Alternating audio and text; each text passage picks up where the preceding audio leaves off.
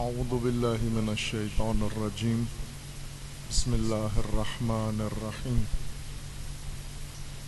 الحمد للہ والصلاة والسلام علی رسول اللہ وآلہ آل اللہ واللعنۃ الدائمۃ علی اعدائہم اعداء اللہ من یوم عداوتہم الی یوم لقاء اللہ اما بعد فقال الامام حسین بن علی علیہم السلام قال اللہ عز وجل لی عملی ولکم عملکم انتم بریون مما اعمل وانا بریء مما تعملون صدق اللہ العلی العظیم۔ درود پڑھیے محمد وعلی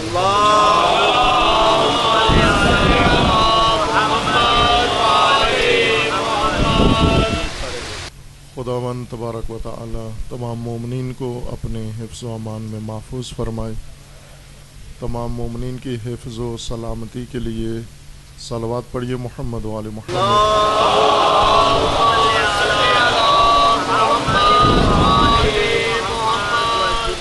سید الشہداء حضرت امام حسین علیہ الصلاۃ والسلام کے قیام مقدس کے مکی مرحلہ کے اختتام پر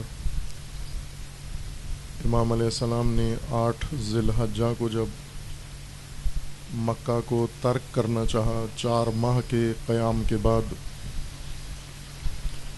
روز ترویہ، روز آغاز حج، امام نے احرام کھول کر مکہ کو ترک کیا۔ دروازہ مکہ پر جہاں سے مکہ کا شہر ختم ہوتا ہے اور مکہ سے باہر راستہ جاتا ہے مدینہ کی جانب، امام علیہ السلام کے کاروان کو اور قافلہ کو بنو امیہ کی حکومت اور مکہ کے والی عامر بن سعید کے روانہ کیے ہوئے پولیس دستے نے روکا، جو پہلے سے مامور تھا امام حسین علیہ الصلاۃ والسلام کو مکہ میں محبوس رکھنا ہے، مقید رکھنا ہے، مکہ سے باہر جانے نہیں دینا۔ یہ بنو امیہ کی حکومتی پالیسی تھی، حکومتی منصوبہ تھا، تاکہ وہ خطرہ جو انہیں محسوس ہو رہا تھا امام حسین علیہ الصلاۃ والسلام کے مزاحمت سے، اس سے اپنے آپ کو محفوظ رکھ سکیں اور یہ خطر دیگر شہروں میں منتقل نہ ہو، اور مکہ میں ہی وہ اس مزاحمت کو دبا دیں، کچل دیں، ختم کر دیں اور دوسروں کے لیے اسے نمونہ عبرت بنا دیں۔ جب یہ فوجی اور یا پولیس کا دستہ مسلح امام علیہ السلام کے کاروان کے سامنے آیا اور امام کو روکنا چاہا، امام کے کاروان میں اور اس دستے میں ہاتھا پائی شروع ہوئی اور تازیانوں کی جنگ ہوئی، ایک دوسرے پر تازیانے چلائے گئے، تلوار و نیزہ استعمال نہیں ہوا۔ مختصر پیکار کے بعد یہ پولیس دستہ پسپا ہو گیا اور واپس آ گیا، اور امام علیہ السلام نے اپنا سفر اپنی منزل کی طرف جاری رکھا۔ اس موقع پر اس دستے کا سربراہ والی مکہ کا بھائی یحییٰ ابن سعید، اس نے گستاخانہ انداز میں امام علیہ السلام سے یہ کہا، جسورانہ بات کی کہ یا حسین اتق اللہ تخرج من الجماعت وتفرق بین هذه الامہ،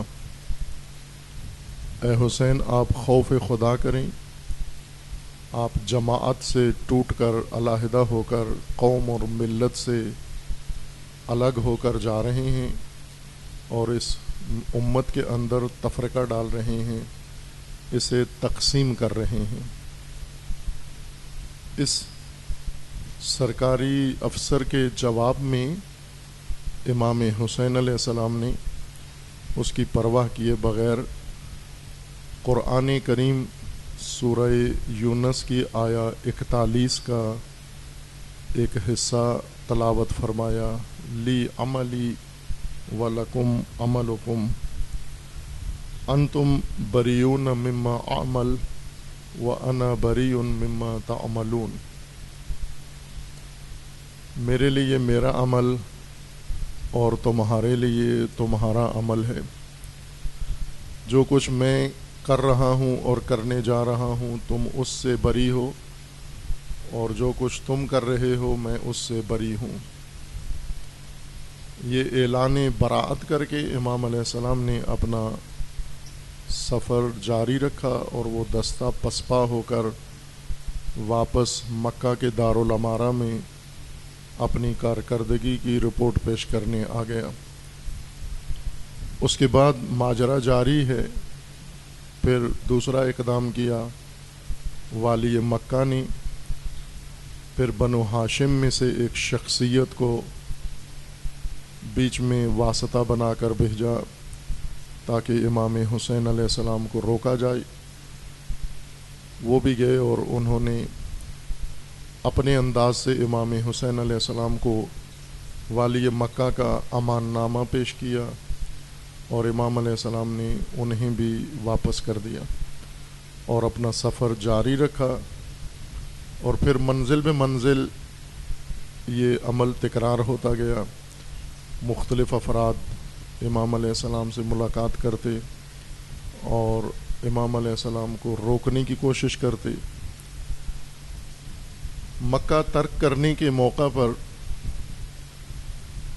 عمرو بن سعید جو مامور تھا کہ امام کو مکہ سے جانے نہیں دینا، اور اس نے امام علیہ السلام کو روکنے کی کوشش کی، اس موقع پر امام علیہ السلام نے اپنے قیام اور مزاحمت کا ایک بہت اہم مطلب ذکر فرمایا، اور وہ اعلان براعت تھا اس تمام طبقے سے جو یا تو امام حسین علیہ السلام کو روک رہے تھے، یا امام حسین علیہ السلام کے مخالفین میں سے تھے، یا بنو امیہ کے حامی تھے، یا بنو امیہ کے حامی نہیں بھی تھے لیکن امام حسین علیہ السلام کے اس عمل و قیام میں شامل نہیں تھے۔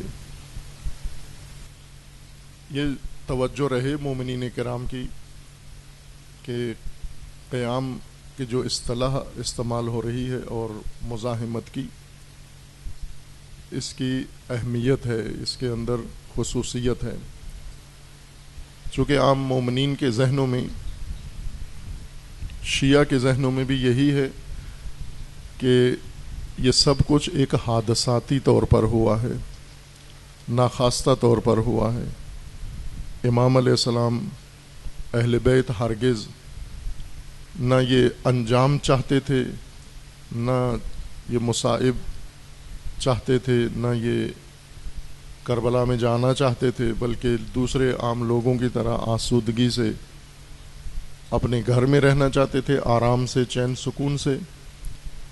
بنو امیہ نے بیعت کا مطالبہ کیا، امام نے بیعت کا انکار کیا، تو بنو امیہ نے امام کو گھر سے نکال دیا، مدینہ سے نکال دیا، پھر مکہ سے نکال دیا، اور پھر گھیر کے لے آئے اور کربلا میں آ کر شہید کر دیا۔ یہ عام مومن کے ذہن میں یہ بات سنی ہوئی ہے، ممبروں سے، اسٹیجوں سے، مجالس میں یہ تذکرے تکرارن ہوتے رہے ہیں، تو ہمارے ذہنوں میں یہ بات راسخ ہے، اور یہ سید الشہداء علیہ الصلاۃ والسلام کے اس عمل کی سب سے زیادہ منحرف تفسیر ہے۔ امام علیہ السلام حادثاتی طور پر نہ مکہ میں آئے اور نہ کربلا میں آئے۔ امام نے یزیدیت کے خلاف قیام کیا۔ قیام اصطلاح ہے خاص، آج کی سیاسی علوم میں بھی استعمال ہوتی ہے، دینی اصطلاح میں بھی استعمال ہوتی ہے، قرآن کریم کی بھی اصطلاح ہے۔ اللہ تعالیٰ کا فرمانا ہے قرآن کریم میں، انما اعظکم بواحدہ، میں تمہارا اللہ، تمہارا رب، تمہارا پروردگار، تمہارا مالک تمہیں صرف ایک موعظہ کرتا ہوں، واعظ کرتا ہوں، نصیحت کرتا ہوں، ایک نقطہ فقط، ایک بات بتاتا ہوں تم کو، اپنے بندوں کو، انما اعظکم بواحدہ ان تقوموا للہ مثنی و فرادا، تم خدا کے لیے قیام کرو، اکیلے ہو تو بھی قیام کرو، دو ہو تو بھی قیام کرو، اور اگر گروہ ہو، امت ہو، جماعت ہو تو بھی قیام کرو تم خدا کے لیے۔ یہ قیام اللہ کا فرمان ہے کہ تم خدا کے لیے قیام کرو، خدا کی راہ میں نکلنا، اللہ کے دین کی خاطر کوئی خطرہ مول لینا، طاغوتیت کی مخالفت کرنا، اعتراض کرنا، انحراف پر بولنا، بدعت کے خلاف بولنا، اس کو دین کی اصطلاح میں قیام للہ کہا جاتا ہے۔ اللہ کی خاطر قیام کیا ہے آپ نے۔ اس کے مقابلے میں قرآن کریم نے جو لفظ استعمال کیا ہے وہ قعود کا ہے۔ قعود یعنی وہ بیکار لوگ، خاموش لوگ، لا تعلق لوگ، جنہیں دین خدا، حدود خدا، اقدار الہی سے اور نظام خدا سے کوئی سروکار نہیں ہوتا، جن کا ہم غم اہمتہم انفسہم، قرآن کریم کے فرمان کے مطابق جن کے لیے اہمیت صرف ان کے اپنی ذات کی ہے، اہمیت اپنی جان کی ہے، اہمیت اپنے خاندان کی ہے، اور اہمیت اپنے گھر اور اپنے کنبے اور اپنے مال و منال و کاروبار کی اہمیت ہے۔ اس سے آگے ان کے لیے کوئی چیز اہمیت نہیں رکھتی۔ یہ ایک اصطلاح ہے، انہیں اہل قعود کہا گیا ہے کہ جب رسول اللہ قیام کی دعوت دیتے تھے، کچھ لوگ کسی بہانے سے مسلمانوں میں سے، غیر مسلم اگر ساتھ نہیں دیتا امام وقت کا، رہبر وقت کا اور حجت خدا کا، جس کو اللہ نے کسی نسل کے لیے حجت بنایا ہے، اگر وہ اس نسل کو قیام کی دعوت دیتا ہے مشرکین کے خلاف، ظلم کے خلاف، طغیان کے خلاف، فرعونیت کے خلاف، نمرودیت کے خلاف، یزیدیت کے خلاف، مسلمان ہوتے ہوئے، اس رہبر پر ایمان رکھتے ہوئے، اللہ کا نام لیتے ہوئے بھی اگر اس قیام میں شامل نہ ہوں، انہیں اہل قعود کہا جاتا ہے۔ قاف عین واو دال، قعود، قیام و قعود، قعود بیٹھنے کے معنی میں ہے، قیام اٹھنے کے معنی میں ہے۔ اسی اصطلاح میں، اسی تناظر میں اللہ تعالیٰ کا فرمانا ہے فضل اللہ المجاہدین علی القاعدین اجرا عظیما، وہ جو اہل قعود ہیں جو خدا کی خاطر قیام نہیں کرتے۔ امام حسین علیہ الصلاۃ والسلام نے خطبہ منا میں علماء اسلام اور زعماء قبائل، سرکردہ لوگ، خواص مسلمین کو اکٹھا کر کے خطبہ دیا اور انہیں یہ فرمایا کہ تم اپنے مفادات کے لیے تو قیام کرتے ہو، وہاں تو خاموش نہیں بیٹھتے، جہاں تک تمہیں جانا پڑے جاتے ہو، تم اپنی ذات کے لیے، اپنے مفاد کے لیے، اپنے خاندان کے لیے، اپنے کنبے کے لیے، اپنی قوم و برادری کے لیے، اپنی پراپرٹی کے لیے، اپنی خاطر تو تم جہاں تک جانا ہو جاتے ہو، عدالتوں میں جاتے ہو، کیس لڑتے ہو، جنگ کرتے ہو، لڑائیاں کرتے ہو، اعتراض کرتے ہو، احتجاج کرتے ہو، بلوے کرتے ہو تم، لیکن تمہارے سامنے حدود خدا ٹوٹ جائیں تمہیں پرواہ نہیں ہوتی۔ یہ علماء اسلام کو فرمایا سید الشہداء علیہ السلام نے، نہ آج کے علماء، 1400 سال پہلے کے علماء جو امام حسین علیہ السلام کے عصر میں عالمانہ حیثیت سے لطف اندوز ہو رہے تھے، احترام، عالمانہ احترام لوگوں سے وصول کر رہے تھے اور عالمانہ احترام کے لوازمات سے بہرہ مند ہو رہے تھے۔ یہ سب عالم ہونے کی حیثیت سے سب کچھ لے رہے تھے، وصول کر رہے تھے، لیکن عالم ہونے کی حیثیت سے دین خدا کو کچھ دے نہیں رہے تھے، اللہ کے دین کے لیے کچھ کر نہیں رہے تھے۔ اس لیے سید الشہداء نے انہیں فرمایا اور متوجہ کیا کہ کیا یہ طاغیہ، یہ طاغوت جو تمہارے سروں پہ مسلط ہے، کیا حدود خدا توڑتا ہوا تمہیں نظر نہیں آتا؟ ہر روز تمہارے سامنے اللہ کی حدود پائمال ہو رہی ہیں، یہ تم دیکھتے نہیں ہو؟ امام حسین علیہ السلام نے قیام کربلا کے وقت بھی یہی فرمایا، الا ترون، کیا اندھے ہو، نابینا ہو، نظر نہیں آتا تمہیں؟ الا ترون الی الحق لا یؤمل بہ والی الباطل لا یتناہی عن، کیا دیکھتے نہیں کہ حق پر عمل نہیں ہو رہا اور باطل سے رکا نہیں جا رہا؟ یہ نظر نہیں آ رہا، یعنی یہ نظر آنا، یہ منظر کہ حق پائمال ہو اور باطل پر عمل ہو رہا ہو، یہ کافی ہے ایک مومن کے لیے کہ وہ خدا کی خاطر قیام کرے اس حالت کے خلاف، اس منظر کے خلاف، اور اس کے محرکین کے خلاف، اور اس طاغوتیت کے خلاف، اس طغیان کے خلاف جنہوں نے یہ حالت پیش کی ہے اور بنائی ہے۔ امام حسین علیہ السلام نے قیام کیا یزیدیت کے خلاف، صرف بیعت کا انکار نہیں تھا۔ مومنین کے ذہنوں میں یہ بات ہے، چونکہ تکرارن سنی ہوئی ہے، نسل اندر نسل سنی ہوئی ہے، اور موروثی مذہب ہے یہ ہمارا، کہ امام علیہ السلام سے بیعت طلب کی گئی، امام نے بیعت نہیں کی۔ بیعت امام نے نہیں، بہت سارے اور لوگوں نے بھی نہیں کی۔ ایک بڑی جمعیت نے، خواص نے بھی یزید کی بیعت نہیں کی، انکار کیا کہ ہم نہیں کرتے، اور یزید نے انہیں سوئی تک نہیں چبوئی، کانٹا تک نہیں چبوا، چھیڑا تک نہیں، پوچھا تک نہیں بلا کر کہ تم نے میری بیعت کیوں نہیں کی۔ صرف امام حسین علیہ السلام کے ساتھ یہ سب کچھ ہوا۔ کیوں ہوا؟ یوں نہیں کہ صرف انکار بیعت تھا۔ انکار بیعت تو سید الشہداء علیہ السلام کو بعض خواص نے تجویز کے طور پر پیش کیا کہ آپ فقط اکتفا کریں انکار بیعت پر، اور انکار بیعت سے آگے جو آپ کا موقف ہے اس کو واپس لے لیں، اس بیانیے سے آپ ہٹ جائیں جو بیعت کے انکار سے آگے آپ نے بیان کیا ہوا ہے، اور انکار بیعت پر رہیں۔ عبداللہ ابن عمر خلیفہ دوم کے فرزند، یہ اس وقت کے بڑی برجستہ جید شخصیت شمار ہوتے تھے۔ اس زمانے کے جب واقعہ کربلا ہوا تو یہ بزرگان میں سے تھے، عبداللہ ابن عباس، عبداللہ ابن عمر، اور اس طرح کی شخصیات یہ صحابہ میں شمار ہوتے تھے، صحابیوں میں سے تھے، اور بڑا نام تھا ان کا۔ انہوں نے بیعت نہیں کی، خلیفہ دوم کے فرزند نے بیعت نہیں کی یزید کی، جنگ بھی نہیں کی، یزید نے بھی انہیں نہیں چھیڑا، انہوں نے بھی یزید کو کچھ نہیں کہا۔ اور جب امام حسین علیہ السلام نے قیام کیا تو یہ عبداللہ ابن عمر آئے سید الشہداء کے پاس، مکہ میں ایک نہیں، ایک سے زیادہ مرتبہ آئے، اور آ کر یہ تجویز پیش کی کہ آپ فقط انکار بیعت کی حد تک رہیں، جیسے میں ہوں، یا جیسے ہمارے علاوہ اور ہیں چند خواص جو مکہ کے اندر تھے اور انہوں نے بیعت نہیں کی، بیعت نہ کریں، اس سے آگے نہ جائیں آپ۔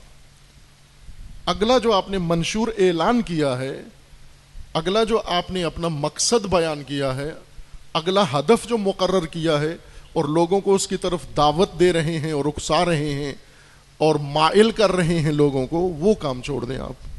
اس کام میں مجھے خطرہ نظر آتا ہے، وہ کام خطرناک ہے، اس میں خطرہ ہے، آپ کی جان کا خطرہ ہے، آپ کے خاندان کا خطرہ ہے۔ اور انہوں نے یہ تجویز پیش کی کہ آپ میرے ساتھ واپس مدینہ چلیں، انکار میں نے بھی کیا ہوا ہے، انکار آپ بھی کر دیں، اور انکار سے آگے کوئی بات نہ کریں آپ، یزید کو چھیڑیں نہیں آپ، اس کے سسٹم کو نہ چھیڑیں، اس کے نظام کو نہ چھیڑیں، اس کی حاکمیت کو چیلنج نہ کریں آپ۔ جس طرح ہمیں کچھ نہیں کہتا آپ کو بھی کچھ نہیں کہے گا، آپ آرام سے اپنی مرضی کے مطابق زندگی بسر کریں۔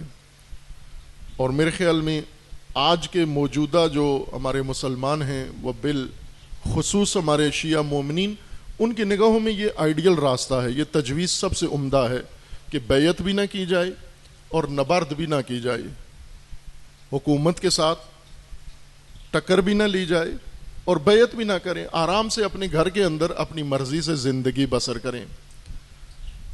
لیکن مشکل یہ ہے کہ امامت ہمیں حاصل نہیں، امامت اہل بیت کو حاصل ہے۔ ہماری مشکل یہ ہے کہ ہمارے امام حسین علیہ السلام ہیں، اور حسین وہ روح نہیں ہے جو ذلت قبول کر لے۔ حسین اللہ نے یہ روح بنائی اس طرح سے ہے کہ ذرہ برابر کسی ذلت کو قریب آنے نہیں دیتی ہے. یہ عزیزان، امام حسین علیہ السلام اس طرز حیات پر راضی نہیں ہیں کہ میں بیعت نہ کر کے، بیعت کا انکار کر کے اپنے گھر کے اندر زندگی بسر کر رہا ہوں اور دین خدا آماجگاہ بن جائے بنو امیہ کے لیے، اللہ کا دین ملعبہ بن جائے بنو امیہ کے لیے، اور یہ بندگان خدا، یہ عباد خدا، یہ امت اسلامیہ یہ ایک ذریعہ بن جائیں، کھلونا بن جائیں بنو امیہ کے ہاتھ میں جو ان سے کھیلیں. یہ امام حسین علیہ السلام کو قبول نہیں تھا. اس لیے سید الشہداء علیہ السلام نے انکار بھی کیا بیعت کا، اور یزیدیت کا انکار کیا. بیعت کا انکار اتنا مشکل نہیں تھا. میں نے عرض کیا کہ یہ سستا سودا تھا اور بہت ساروں نے اس حد تک رسک لیا ہوا تھا، اس حد تک خطرہ مول لیا ہوا تھا بیعت کے انکار کا. لیکن یزیدیت کا انکار ضروری ہے، بیعت کا انکار کافی نہیں ہے. یزیدیت کا انکار، طاغوتیت کا انکار، ظلم کا انکار، ستم کا انکار، اس نظام کا انکار جو یزید نے اور بنو امیہ نے قائم کر رکھا تھا، یہ انکار لازمی ہے.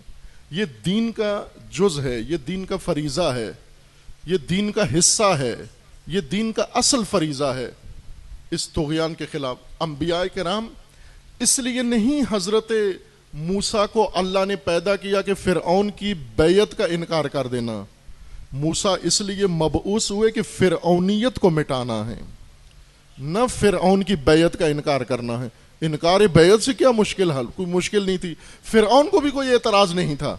اے موسیٰ تو میری بیعت کا انکار کر، جا اپنے گھر میں کام کر، اپنی بکریاں چرا، اپنا روزگار کر، اپنا کاروبار کر، اپنا خاندان بنا، اپنا روزمرہ کا لوگوں کی طرح تو بھی زندگی بسر کر، جس طرح باقی بنی اسرائیل اپنے کام میں لگے ہوئے ہیں تو بھی اپنے کام میں لگ جا، بے شک میری بیعت نہ کر. لیکن موسیٰ اس لیے نہیں آئے تھے کہ فرعون کی بیعت کا انکار کریں. فرعونیت کا انکار، فرعونیت کا خاتمہ، فرعونیت کو مٹانا، فرعونیت کا زوال. جب تک فرعون موجود ہے اور فرعونیت موجود ہے، موسیٰ کا فریضہ ادا نہیں ہوا. موسیٰ نے اپنی ذمہ داری ادا نہیں کی. حضرت ابراہیم کو خدا نے اس لیے نہیں پیدا کیا تھا کہ نمرود کی بیعت کا انکار کر دیں جا کر. صرف بیعت ممنوع ہے، بیعت حرام ہے. نہ عزیزان، پیشوا اللہ جس کو بناتا ہے وہ عوام سے مختلف ہے. اگر عوام بیعت نہ کریں شاید عوام کے لیے بڑی بات ہے کہ انہوں نے بیعت نہیں کی، لیکن پیشوا اس لیے آتا ہے کہ خدا کے مقابلے میں آیا ہوا طاغوت اس کو بھی ختم کرے، لوگوں کے سروں سے یہ نحوست کا سایہ بھی ختم کرے. رسول اللہ اگر آتے آ کر ان بتوں کی بیعت نہ کرتے اور چپ کر کے بیٹھے رہتے، حضرت ابراہیم آ کر خاموشی سے بیعت کا انکار کر کے نمرود کا اور اپنے کام سے کام رکھتے، جس طرح لوگ اپنا اپنا کام کاروبار کر رہے تھے، حضرت ابراہیم بھی کوئی کام شروع کر دیتے، کھیتی باڑی شروع کر دیتے، وہاں پر باغبانی شروع کر دیتے، تجارت شروع کر دیتے. اپنا روزگار تو کر سکتے تھے، اپنے بچوں کا پیٹ تو پال سکتے تھے. اور پہل کس نے کی؟ کیا نمرود بڑھ کر آیا ابراہیم کے گھر میں اور آ کر ابراہیم کے گھر کی دیوار توڑ دی، یا ابراہیم نے پہل کر کے نمرود کے بت خانے پہ حملہ کر کے ان معبودوں کو توڑ دیا جو مورتیاں نمرود اور اس کی آل نے بنا لی تھیں؟ مسئلہ صرف بیعت کا نہیں ہے. یہ جو تاریخ میں ذلت کی تاریخ مسلمان گزار رہے ہیں، اور آج ایک لحاظ سے ذلت کا اوج ہے، اپنی معراج پر ہے ذلت مسلمین، اور آپ مشاہدہ کر رہے ہیں، دوسری اقوام سے زیادہ ہم مشاہدہ کر رہے ہیں پاکستان کے اندر. آپ نے دیکھا آپ کے موجودگی میں کشمیر جو مسلمان نشین خطہ ہے، پورے بر صغیر میں اسلام کے نام پر پہچان اگر کسی خطے کی ہے تو وہ کشمیر کی ہے.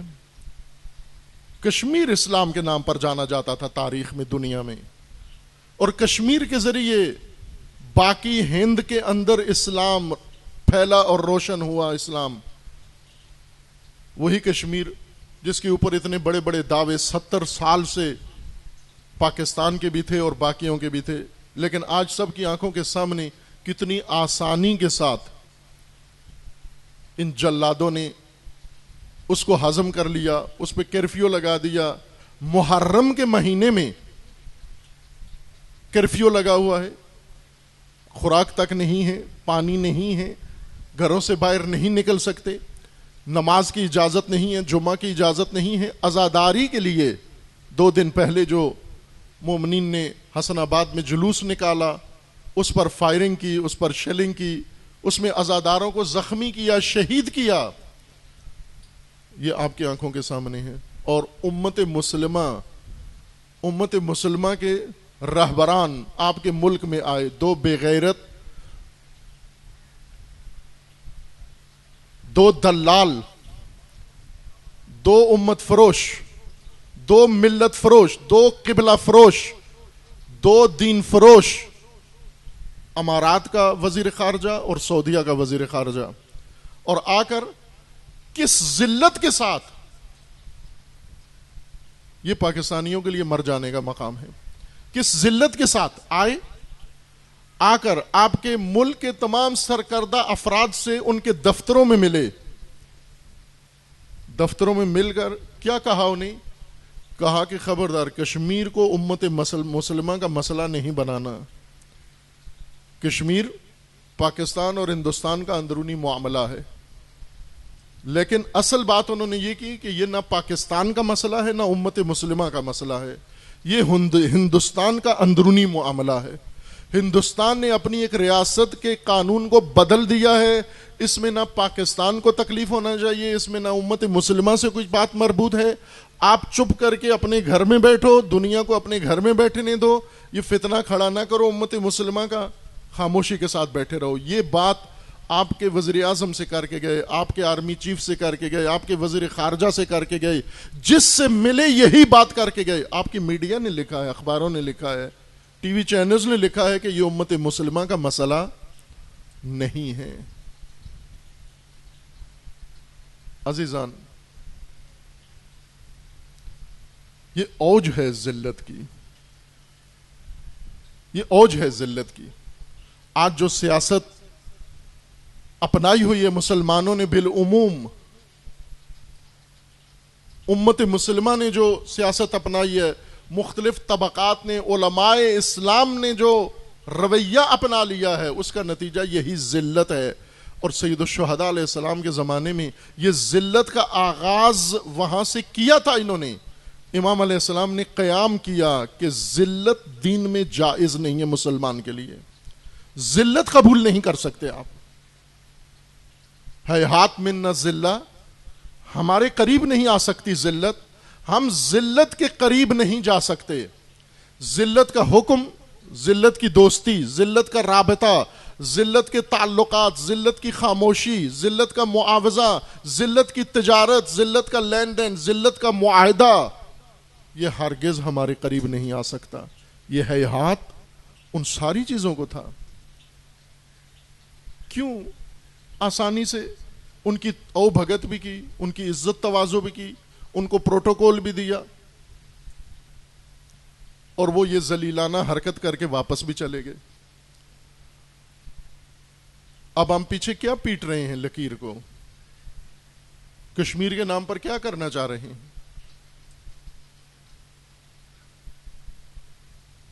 کشمیر ہو یا فلسطین، یمن ہو یا بحرین، نائجیریا ہو یا سوریہ یا لبنان، راستہ امت اسلامی کے لیے ایک ہے، منحصر اور واحد، اور وہ وہی ہے جو حسین ابن علی نے پیش کیا ہے۔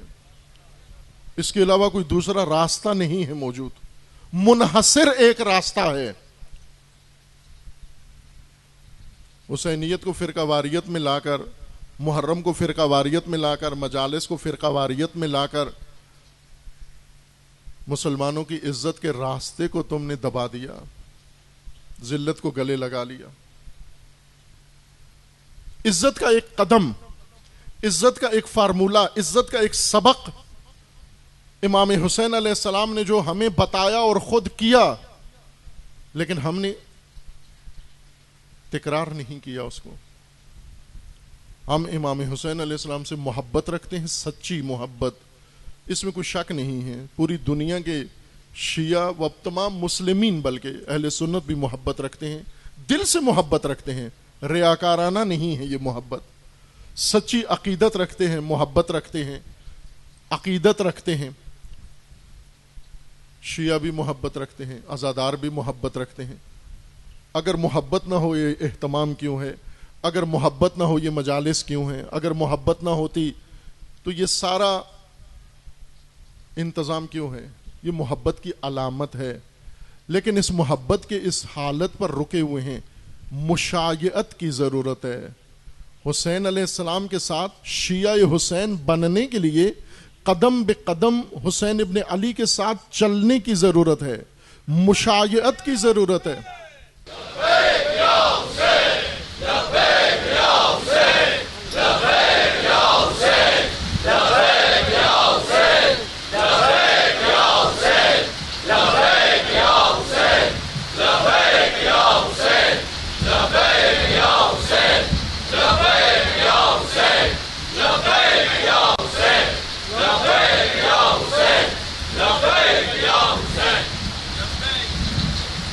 امام حسین علیہ السلام نے قدم قدم پہ جو کیا وہ سب کچھ بجا لانا، یہ راستہ ہے عزت کا.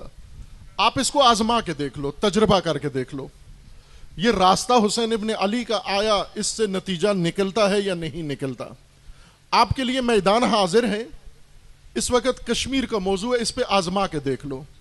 صرف منحصر نہیں ہے کشمیر کے ساتھ.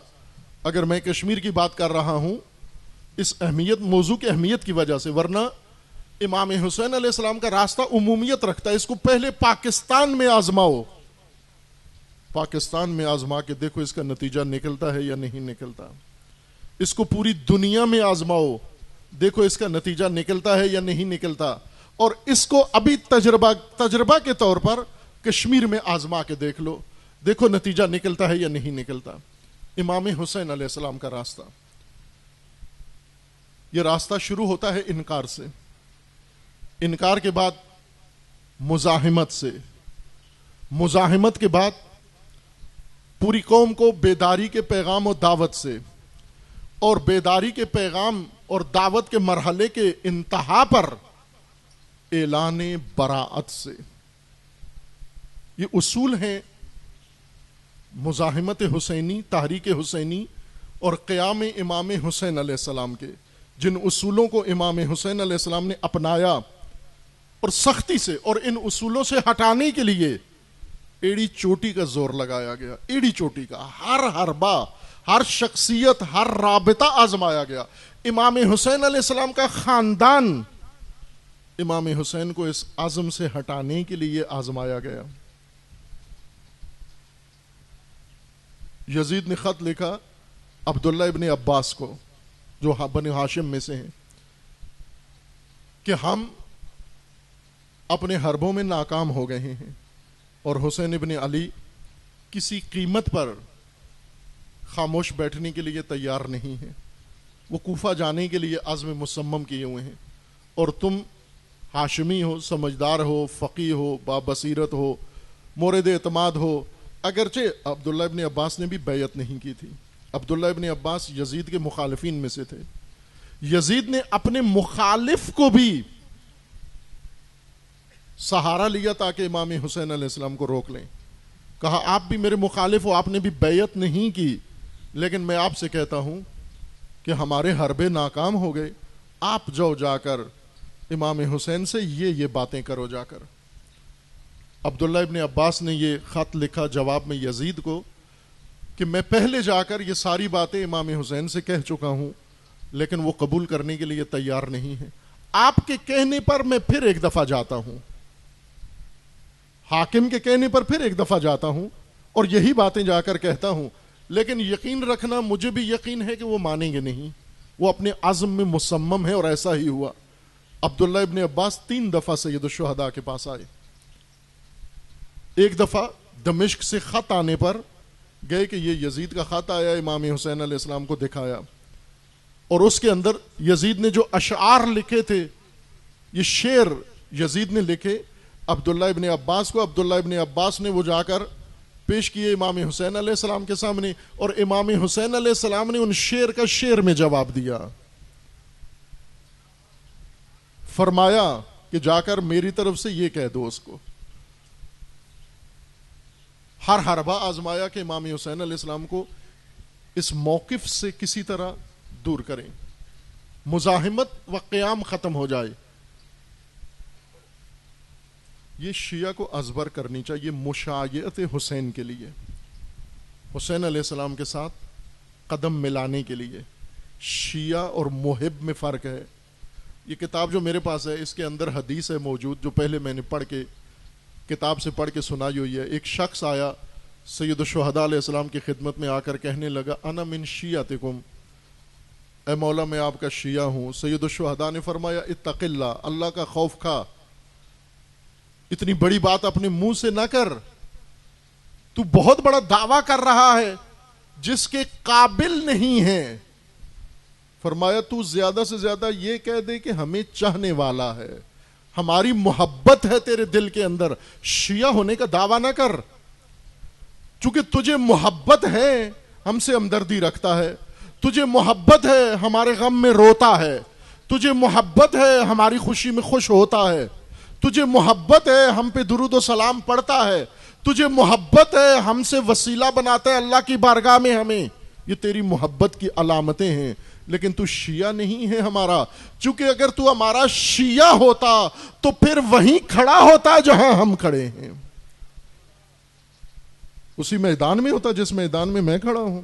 تو اس میدان میں مجھے نظر نہیں آتا،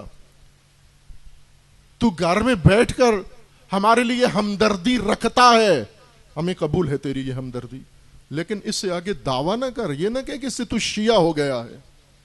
تو شیعہ نہیں ہے اگر گھر میں بیٹھ کر، اپنے شہر میں بیٹھ کر، اپنے ہاں ہونے والے مجالس میں بیٹھ کر اگر رو لیا تو نے، لیکن ایک قدم بھی حسین کے ساتھ بڑھایا نہیں، اٹھایا نہیں،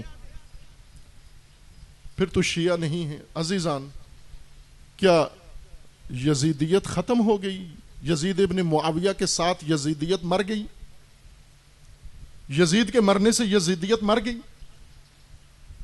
محمد ابن حنفیہ نے یہی کہا تھا، بھیا نے امام حسین علیہ السلام کو، کہ آپ کوفہ نہ جائیے، کوفہ والے قابل اعتماد نہیں ہیں، آپ یمن چلے جائیں۔ کہا پہلے مکہ میں رہیں، مکہ اگر امن نہیں ہے تو پھر آپ یمن چلے جائیے، اگر یمن میں بھی امن نہیں پاتے تو پھر آپ یمن اور مکہ کے درمیان صحراؤں میں، وادیوں میں اور غاروں میں وہاں پر وقت بسر کریں اور انتظار کریں یزید کے مرنے کا۔ ایک دن تو مرنا ہے نا اس نے، یزید کے مرنے کا انتظار کریں۔ جس دن یزید مر گیا آپ پھر اس گمنامی سے، اس گوشہ نشینی سے، اس صحرا نشینی سے، غار نشینی سے باہر آ جانا۔ یہ تجویز تھی محمد ابن حنفیہ بھیا کی کہ یزید کی موت کا انتظار کریں۔ ان کے ذہن میں یہ تھا کہ یزید کے مرنے سے یزیدیت ختم ہو جائے گی۔ عزیزان، ایسے ہے نہیں ہے، قانون یہ نہیں ہے۔ یزید کے مرنے سے یزیدیت ختم نہیں ہوتی، یزید کے مرنے سے یزیدیت باقی رہتی ہے۔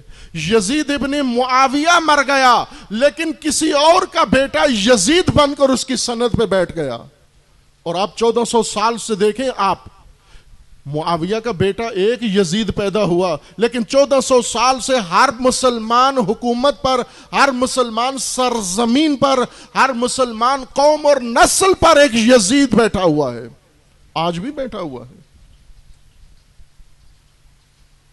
کیا نہیں ہے آج؟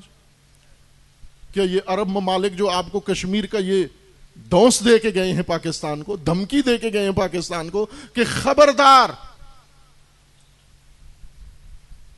جو دھمکی دے کے گئے ہیں وہ ہماری حکومت ہمیں بتا نہیں رہی ہے۔ وہ دھمکی دے کے گئے ہیں کہ اگر کشمیر سے دستبردار نہ ہوئے، کشمیر ہندوستان کا اندرونی معاملہ ہے، اگر یہ کسی کا پیغام لے کر آئے، یہ اپنی طرف سے نہیں لے کر آئے، کسی کا پیغام لے کر آئے کہ کشمیر سے دستبردار نہیں ہو تو ہر چیز سے دستبردار ہونا پڑے گا، آپ کے ایٹمی اثاثے خطرے میں پڑ جائیں گے، غیر محفوظ ہو جائیں گے، آپ کی خود مملکت غیر محفوظ ہو جائے گی، آپ مالیاتی اداروں کی طرف سے بلیک لسٹ ہو جائیں گے. بہت کچھ کہہ کے گئے، ڈرا کے گئے، دھمکا کے گئے. اب آگے کون بیٹھا ہوتا، آگے کون ہوتا جو ان کو یہ جواب دیتا؟ کہ آپ دیکھیں آپ کے پڑوس میں بھی ایک حکومت ہے جس کے اوپر 40 سال سے پابندیاں ہیں، اور تمام یزیدان عالم مل کر ایک کر کے اس کے اوپر دباؤ ڈال رہے ہیں، اور کوئی ایک بات منوانے کے لیے اس کو کہتے ہیں، لیکن آگے تخت پر حسین کا بیٹا بیٹھا ہوا ہے.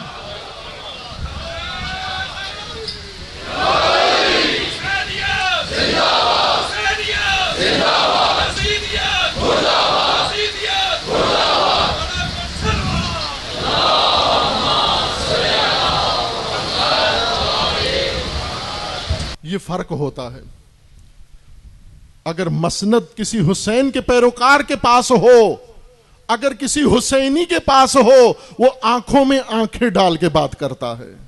اسے جب دھمکی دی جاتی ہے، جب امام حسین علیہ السلام کو دھمکی دی، ولید ابن عقبہ نے دھمکی دی، حاکم مدینہ نے دھمکی دی، مروان جو اس کا سیاسی مشاور تھا اس نے دھمکی دی کہ حسین کو یہیں پہ پکڑ لو، بیعت کروا لو، اگر یہاں اس دربار سے حسین چلے گئے پھر ساری زندگی تمہارے قابو میں نہیں آ سکیں گے.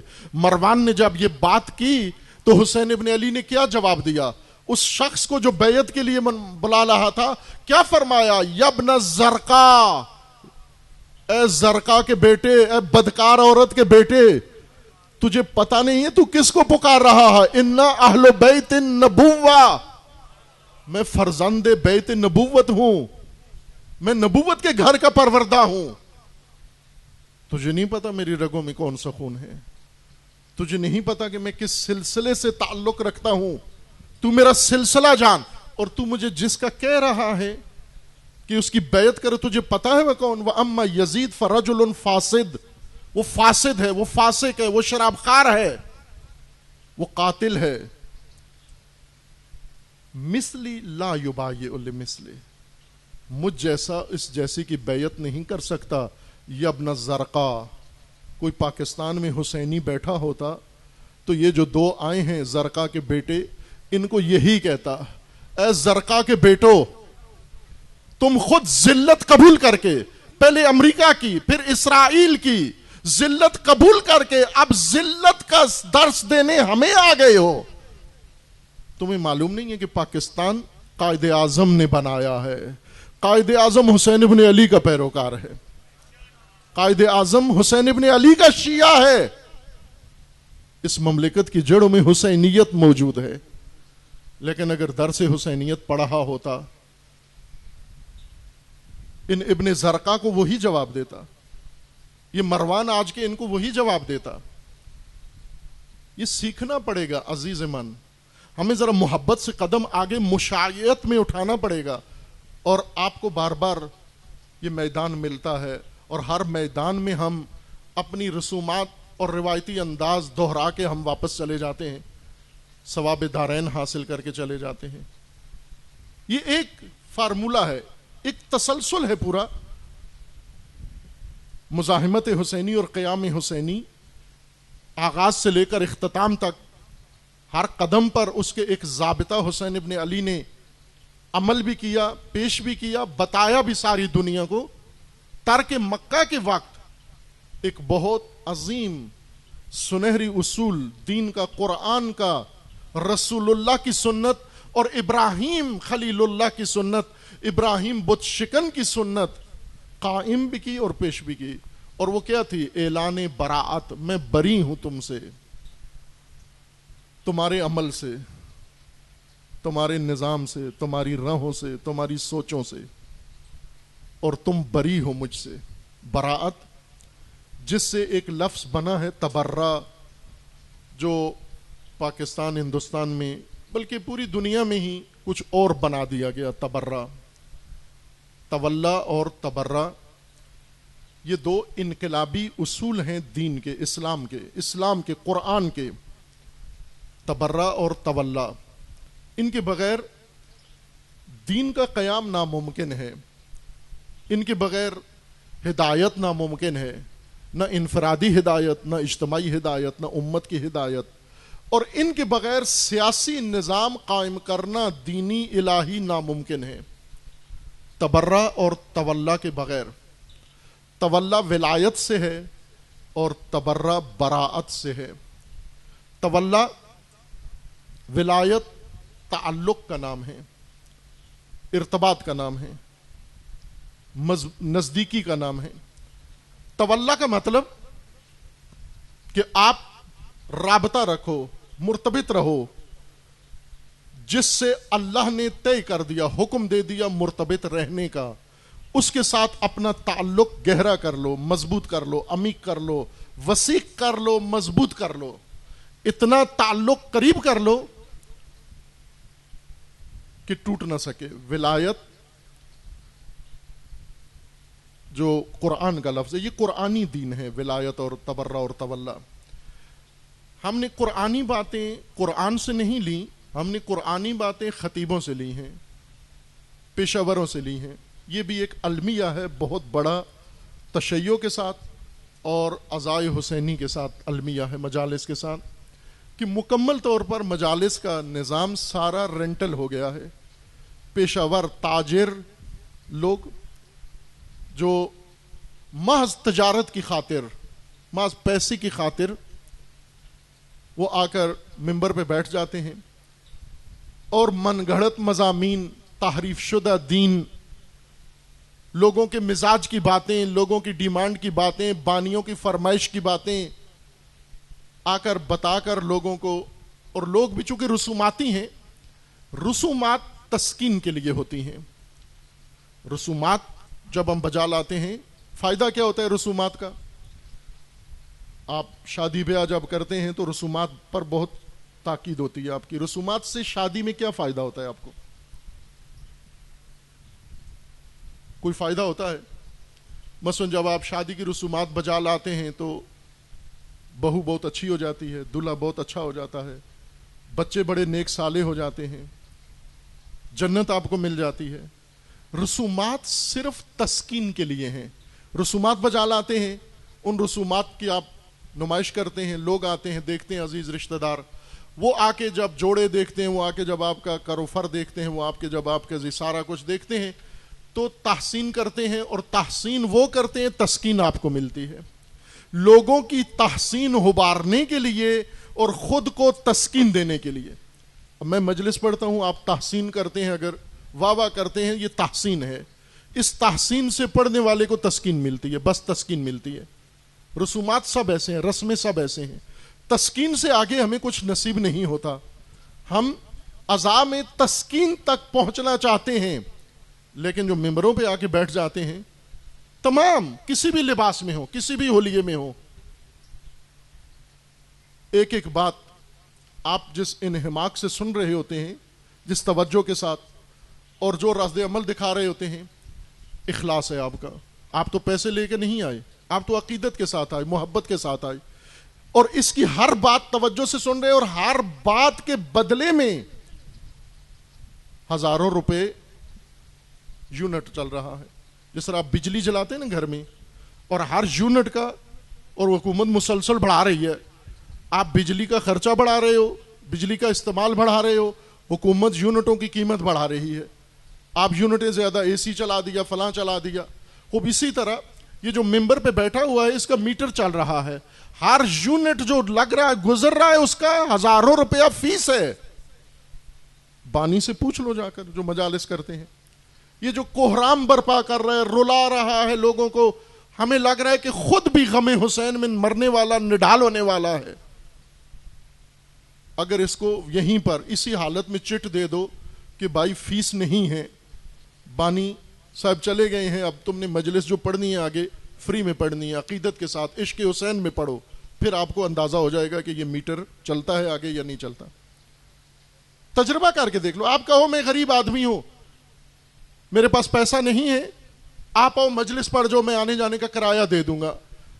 آپ جتنے یہ شہنشاہ مصائب اور بحر المصائب اور یہ بڑے بڑے جو ٹھیکیدار بنے ہوئے ہیں عزا کے، آپ ان میں سے کتنے آئیں گے؟ آپ دعوت دے کے دیکھو، دعوت عمومی دیکھو، آج ہی گھر جا کر سوشل میڈیا پر اپنے گھر کی مجلس کی دعوت دے دو ان سب کو کہ میرے پاس پیسے نہیں ہیں لیکن میں ہوں مخلص شیعہ امام کا.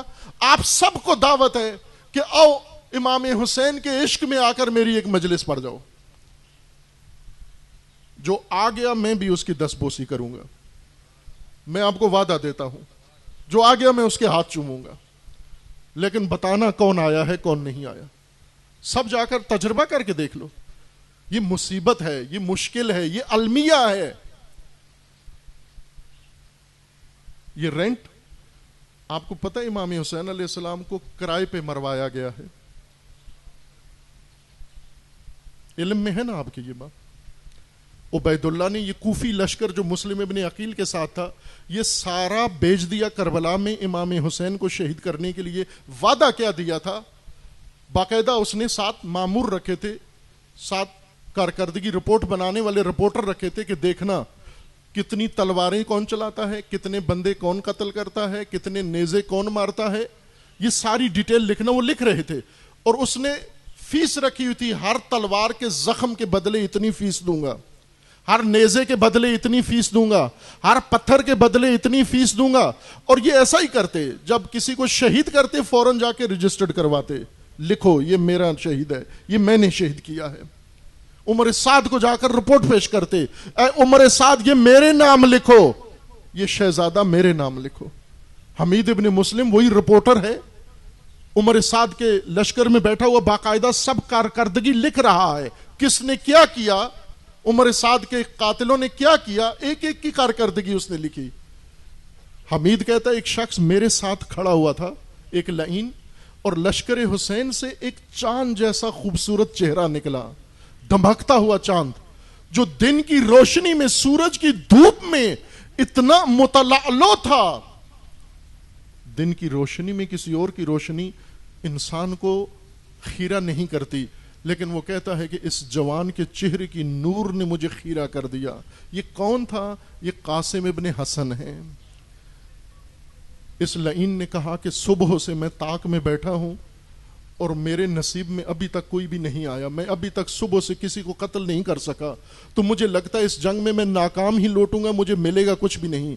جب یہ جوان نکلا کم سن, تو اس نے کہا کہ اس کو میں ماروں گا. تو میں نے اسے کہا لعین, چاند جیسے یہ چہرے مارنے کے لیے نہیں ہوتے, تجھے رحم نہیں آتا, تو اس جوان کو قتل کرے گا. کہا میرے روکنے پر بھی نہیں رکا, اور پھر جا کر اس بلوے میں جا کر شامل ہو گیا جہاں حضرت قاسم, اور پہلا تیر نیزہ اسی نے مارا تھا, اسی نے گرایا اور اسی نے اپنے نام پر لکھوایا جا کر, اور پھر وہیں پر خود بھی قتل ہوا. یہ شخص خود بھی وہیں پر مارا گیا. یہ حمید ابن مسلم نے جو راوی بنا ہوا تھا, رپورٹر بنا ہوا تھا, اس واقعے میں لکھا. اور یہ تب سے یہ سلسلہ کرائے کا رکا نہیں ہے. عزیزان من, نیزہ مارنے کے بھی پیسے, اور نیزے کا مطلب نیزے کا مصائب سنانے کے بھی پیسے, بیبیوں کے پردے لوٹنے کے بھی پیسے, اور ان پردوں کا ممبر پہ آ کے ذکر کرنے کا بھی فیس اور پیسے. یہ استجاری سلسلہ المیہ بن گیا, مصیبت بن گیا. تسکین دیتا ہے صرف, ہمیں امام حسین کے ساتھ چلنے کے لیے موقع نہیں دیتا, مشایعت نہیں کرنے دیتا. کرو مشایعت. ایک مشایعت ہے براعت, اعلان کرو براعت کا. کس سے؟ جس سے حسین ابن علی نے کر دیا اعلان. لی عملی ولکم عملکم, میرا عمل میرے لیے, تمہارا عمل تمہارے لیے. انا بریء مما تعملون وانتم بریئون مما اعمل, جو میں کر رہا ہوں تم اس سے علیحدہ, اور جو تم کر رہے ہو میں اس سے دور ہوں, میرا اس سے کوئی تعلق نہیں ہے. عزیزان, یہ براعت تطہیر کے لیے ہے. یہ براعت اپناؤ, اس براعت کو حاصل کرو. تولا و تبرع رینٹل سے نہیں پوچھنا, قرآن سے پوچھو, حسین ابن علی سے پوچھو. اے حسین ابن علی, ہم تولا چاہتے ہیں اور ہم تبرع چاہتے ہیں. तवल्ला पूछना है तो कुरान से पूछो, तबर्रा पूछना है तो कुरान से पूछो। कुरान बताता है तवल्ला क्या है, विलायत क्या है, वली किसको कहते हैं। वली उसको कहते हैं जिसके साथ तुमने राबता कायम कर लिया। रागिब इस्फहानी, अल्लामा रागिब इस्फहानी, जिन्होंने कुरान करीम में बहुत अजीम खिदमत कुरान की है और कुरान के बुनियादी अल्फाज के मानी, लुग़वी मानी और इस्तिलाही मानी उन्होंने अपनी किताब मुफरदातुल कुरान में जिक्र किए हैं। ये दरसी किताब है मदरसों की, और मोमिनीन की भी दरसी किताब हो। मोमिनीन इस किताब से इस्तिफादा करें ताकि कुरान हमें समझ में आए। अल्लामा रागिब इस्फहानी विलायत का माना ये करते हैं, विलायत ताल्लुक को कहते हैं। एक शय का दूसरी शय से ताल्लुक, एक इंसान का दूसरे इंसान से ताल्लुक, इस तरह का ताल्लुक के बीच में जरा बराबर फासला ना हो, बीच में फासला ना हो। बाज़ों को तो ना आप किसी के साथ हैं लेकिन बीच में थोड़ा सा फासला हाइल रखा हुआ है। अभी आप जोड़ के एक दूसरे के साथ बैठे हुए हैं लेकिन गर्मी की वजह से फिर भी कुछ फासला अपने बीच में हाइल रखा हुआ है कि हब्स की वजह से, गर्मी की वजह से एक दूसरे को, मोमिन को अजियत ना हो।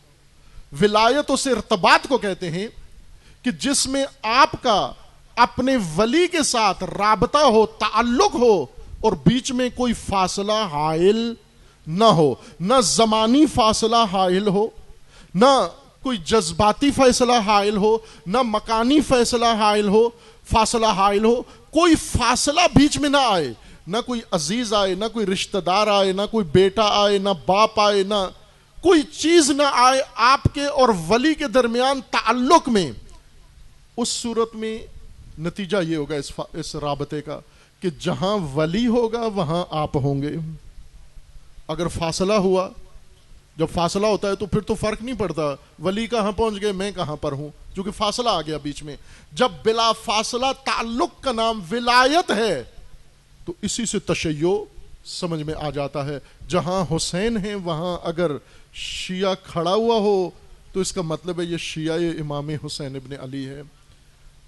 आज अगर आज का वाकया, आज इमाम हुसैन अलैहिस्सलाम को फर्ज करें, कश्मीर खिता इस्लामी, इस खिता इस्लामी के अंदर यजीद वक्त नरेंद्र मोदी अगर जाकर कर्फ्यू लगा दे, खाना पीना मुसलमानों का बंद कर दे, उनकी नामूस की बेहुरमती करे, उनकी हत्ताकी करे, कानून खुदा को तोड़े, मुसलमानों की हत्ताकी करे और महीने से ज्यादा उन पर जिंदगी हराम कर दे, और आज हुसैन इब्न अली होते, आज इस 9 मुहर्रम उल हराम को हुसैन इब्न अली क्या करते? आज जो हुसैन इब्न अली करते वही आप करो। शिया क्या करते?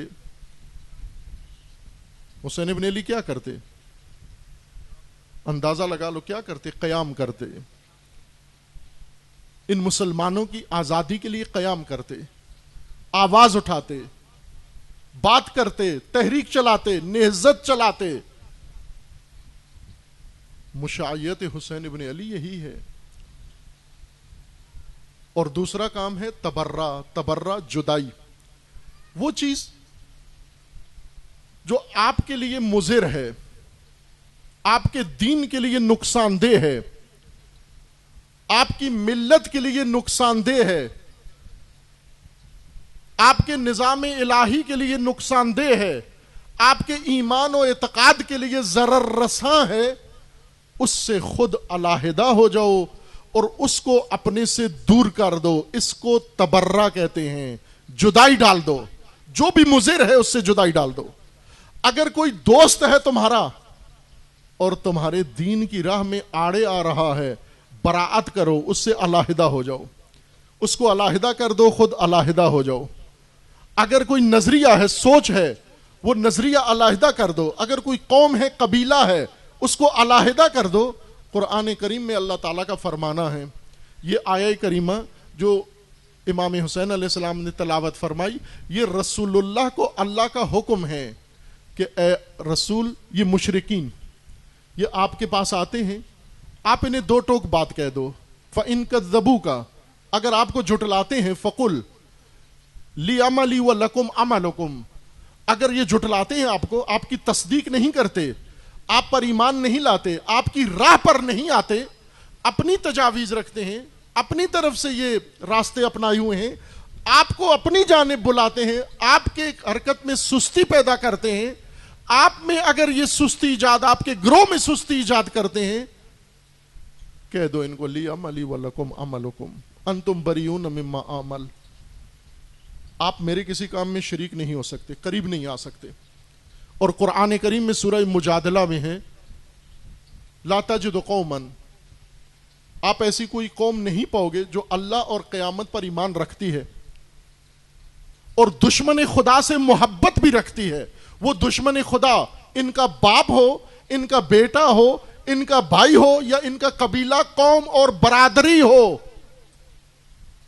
اگر یہ دشمن خدا ہیں، اگر یہ راہ خدا پر نہیں ہیں، اگر یہ اللہ کے نظام پر نہیں ہیں، خدا کی طرف آنے کے لیے پہلا قدم ان سے علیحدگی ہے، ان سے تبرہ ہے، ان سے براعت ہے۔ تبرہ لان تان کو نہیں کہتے، تبرہ علیحدگی کو کہتے ہیں۔ کس سے علیحدگی؟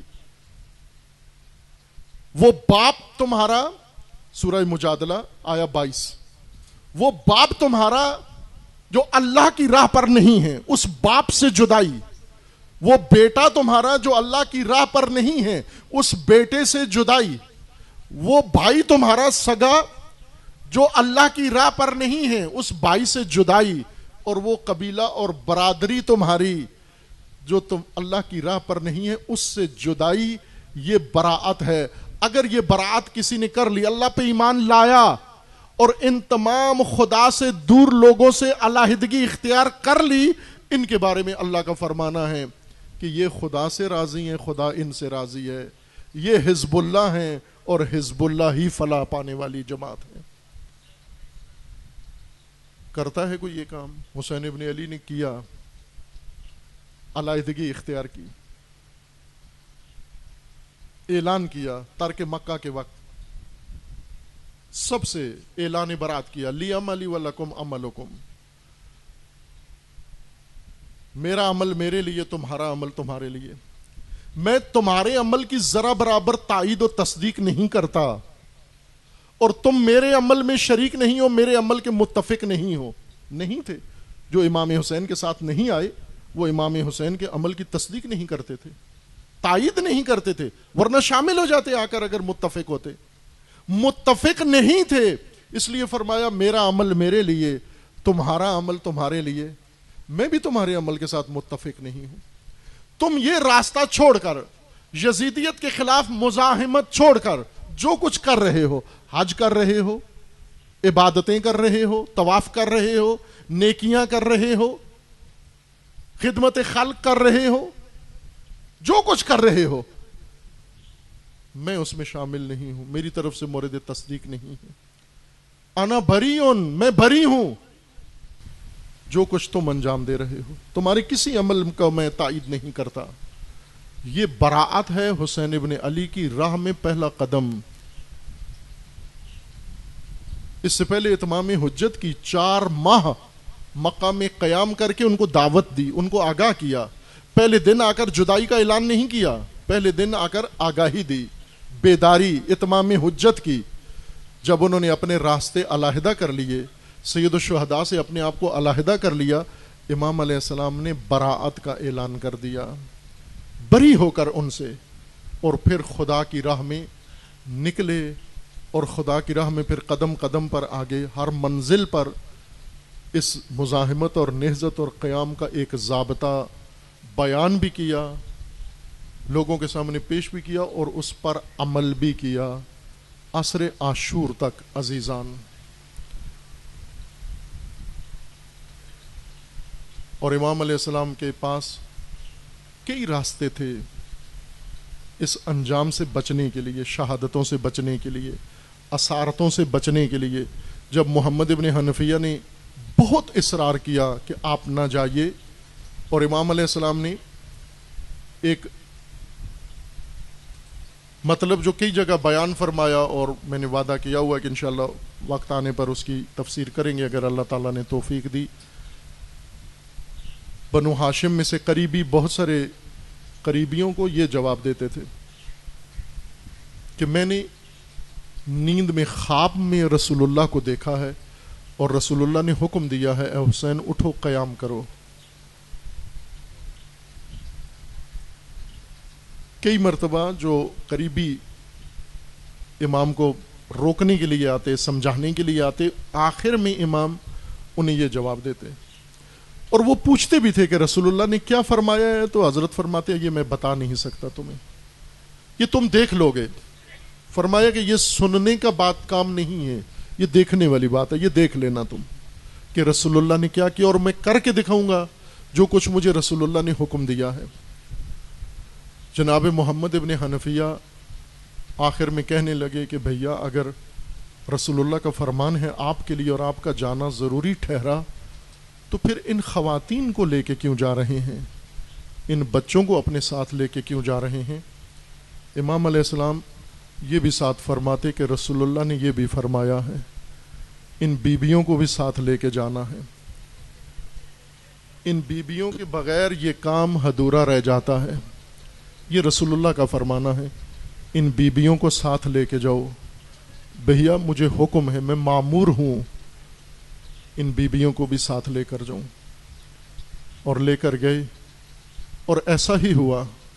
ہر مرحلہ اس کاروان کے ایک رکن نے ادا کیا، ہر مرحلہ ایک رکن نے ادا کیا. ایک کام اصحاب نے کیا، ایک کام بنو ہاشم کے جوانوں نے کیا، ایک کام سید الشہداء نے مرحلہ طے کیا اور ایک مرحلہ ان بیبیوں نے طے کیا. بلکہ اس سے بھی بڑھ کر امام حسین علیہ السلام کے کاروان میں جو بچے تھے، حتیٰ شیرخوار، وہ بھی اس ماموریت کا حصہ تھا، اس سپاہ کا حصہ تھا، اس لشکر کا حصہ تھا. سید الشہداء علیہ الصلوۃ والسلام روز عاشور جب تمام اصحاب جان نثار اپنی جانیں نثار کر چکے، جب تمام بنو ہاشم اپنی جانیں نثار کر چکے، دو طرح کی روایت ہے کہ آخر میں امام علیہ السلام خود جنگ میں مصروف ہوئے. اثناء جنگ میں حضرت علی اصغر کی یاد آئی، جنگ چھوڑ کر خیمے میں آ گئے. ایک روایت میں ہے کہ جنگ میں جانے سے پہلے جنگ کے لیے تیاری کر لی، زرہ پہن لی، مکمل تیاری کر کے جنگ میں روانگی سے پہلے خیمے میں تشریف لائے اور خیمے میں آ کر جناب رباب سے آ کر شیرخوار کا حال پوچھا. بی بی نے بتایا کہ بچہ پیاس، شدت پیاس کی وجہ سے اب لب بھی نہیں کھولتا، زبان بھی نہیں ہلاتا. امام حسین علیہ السلام نے ماں سے بچے کو طلب کیا. سفید کپڑے میں لپٹا ہوا شیرخوار سید الشہداء اپنے ہاتھوں میں اس صحرا کی تپتی دھوپ پر تشنا باپ تشنا بچے کو لے کر جا رہا ہے اور جا کر ان اشقیاء کے سامنے اپنے ہاتھوں پر بلند کر کے فرمایا کہ لعینوں تمہیں عناد ہے تو مجھ سے ہے، دشمنی ہے تو مجھ سے ہے. لیکن یہ شیرخوار ہے، 6 ماہ کا بچہ ہے، اس کی ماں کا دودھ بھی نہیں خشک ہو گیا ہے، پانی بھی نہیں ہے. تم کسی کو پانی نہ دو، اس بچے کو 2 گھونٹ پانی پلا دو. جب یہ خطاب امام کا عمر سعد کے شقی لشکر نے سنا، آپس میں ایک دوسرے سے کہنے لگے یہ ظلم کی انتہا ہے. دریائے فرات بہہ رہا ہے، اس دریا سے سب پانی پی رہے ہیں، سیراب ہو رہے ہیں، ہم پانی پی رہے ہیں، ہمارے جانور گھوڑے پانی پی رہے ہیں، لیکن حسین کی اولاد نبی کی آل تشنا ہو اور وہ شیرخوار بھی تشنا ہو. عمر سعد نے اپنے لشکر میں جب یہ تشویش دیکھی، اٹھا اور لشکر کے تیر انداز کے پاس ہرملہ کے پاس آیا اور آ کر کہنے لگا ہرملہ جلدی کر اپنی نشانہ بازی کا مظاہرہ کر. وہ کہنے لگا لئین کیا حسین پر آخری حملے کا وقت آ گیا ہے یا حسین کی مدد کو کوئی تازہ دم فوج آ گئی ہے؟ عمر سعد نے کہا نہ آخری حملہ کرنا ہے اور نہ کوئی حسین کی مدد کو دستہ آیا ہے. تو پوچھنے لگا پھر کس پہ تیر چلاؤں؟ مجھے تو مقتل میں، مجھے تو میدان جنگ میں حسین ابن علی کے علاوہ کوئی نظر نہیں آتا. کہنے لگا ذرا غور سے حسین کے ہاتھوں پہ دیکھو.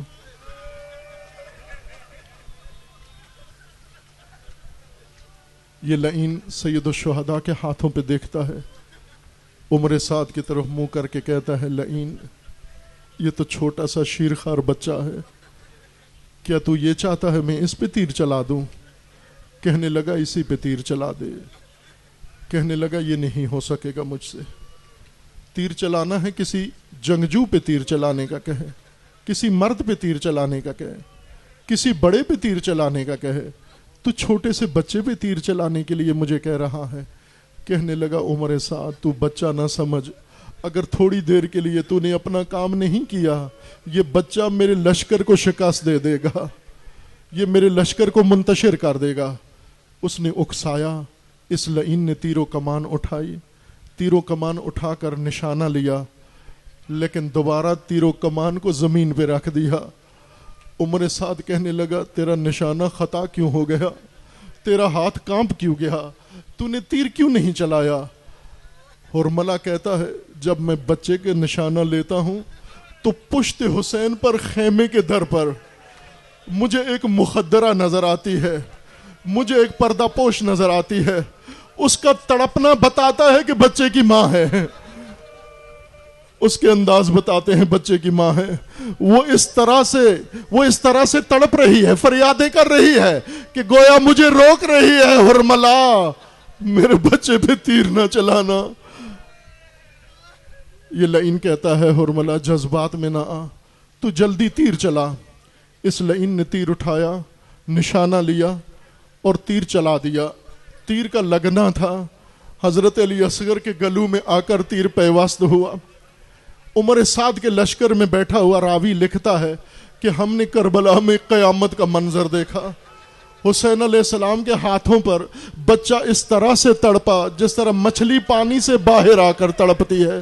مومنو آپ جانتے ہو کہ مچھلی جب پانی سے باہر آتی ہے کیسے تڑپتی ہے.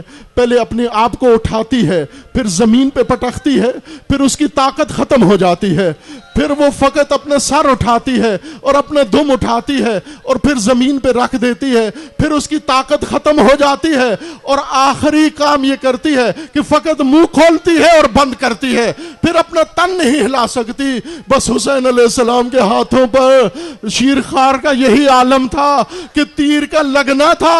ایک دفعہ حسین علیہ السلام کے ہاتھوں پر علی اصغر تڑپے، پھر بابا کے ہاتھوں پر آ گئے، پھر اس کے بعد بچے سے تڑپا نہیں گیا، پھر اس کے بعد بچے نے پاؤں ہلایا، پھر اس کے بعد بچے نے سر اٹھایا، پھر اس کے بعد من کا ڈھلک گیا، پھر اتنی طاقت نہیں تھی پاؤں ہلا سکے.